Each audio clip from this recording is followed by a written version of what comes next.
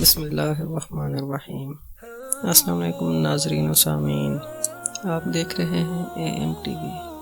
آج جو حقیقت پر مبنی کہانی آپ کے لیے لے کر آئے ہیں، اس کا عنوان ہے قبر اور دنیا۔ حسین لڑکی کی کہانی۔ یہ ایک لڑکی کی کہانی ہے جس سے ہر کوئی محبت کرتا تھا، لیکن سوال یہ تھا کہ اس سے شادی کون کرے گا۔ کہا جاتا ہے کہ ایک نوجوان نے اپنے والد سے کہا، میں ایک لڑکی سے شادی کرنا چاہتا ہوں جسے میں نے دیکھا ہے اور جس کے حسن و خوبصورتی اور دلکش آنکھوں نے مجھے مسحور کر دیا ہے۔ والد خوشی سے مسکراتے ہوئے جواب دیتے ہیں، کہاں ہے وہ لڑکی تاکہ تمہارے لیے اس کا رشتہ مانگوں۔ جب وہ دونوں لڑکی کو دیکھنے جاتے ہیں تو والد بھی اس کے حسن سے متاثر ہو جاتا ہے اور اپنے بیٹے سے کہتا ہے، سن بیٹا، یہ لڑکی تمہارے لائق نہیں ہے، تم اس کے قابل نہیں ہو۔ یہ تو ایک ایسے آدمی کے لیے ہے جو زندگی کا تجربہ رکھتا ہو اور جس پر بھروسہ کیا جا سکے جیسے میں۔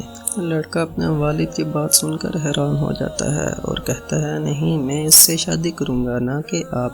پھر وہ دونوں جھگڑتے ہوئے پولیس اسٹیشن چلے جاتے ہیں تاکہ مسئلہ حل کیا جا سکے۔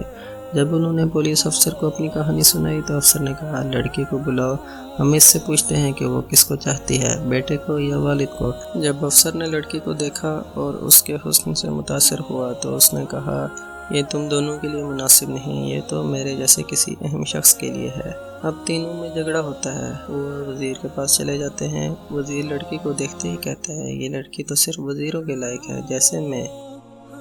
اسی طرح ان میں جھگڑا ہوتا رہا اور معاملہ امیر شہر تک پہنچ گیا۔ جب امیر نے لڑکی کو دیکھا تو اس نے کہا، یہ مسئلہ میں حل کرتا ہوں، لڑکی کو لاؤ۔ لڑکی کو دیکھ کر امیر بھی کہنے لگا، یہ تو صرف کسی امیر ہی سے شادی کر سکتی ہے جیسے میں ہوں۔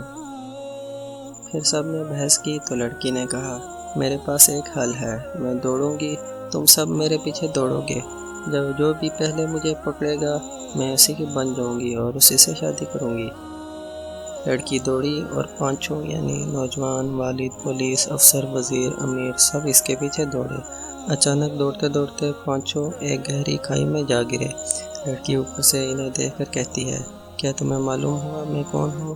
میں دنیا ہوں، میں وہ ہوں جس کے پیچھے ہر انسان دوڑتا ہے اور اپنی آخرت اور دین کو بھول جاتا ہے۔